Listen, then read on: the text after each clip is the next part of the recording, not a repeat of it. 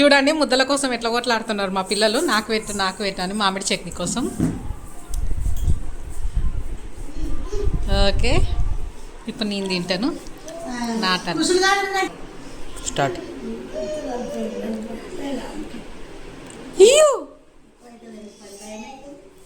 తినలేకపోతున్నారు అందరూ.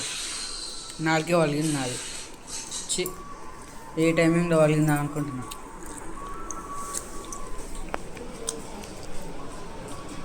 మా అమ్మ మామిడి చట్నీ పెట్టిందని, మామిడికాయ చట్నీ. చూడండి ఎంత బాగుందో చూడండి. నా పెద్ద కొడుకే మొత్తం తింటుండు, మమ్మల్ని నేడా తిననిస్తూనే లేడు. చూడండి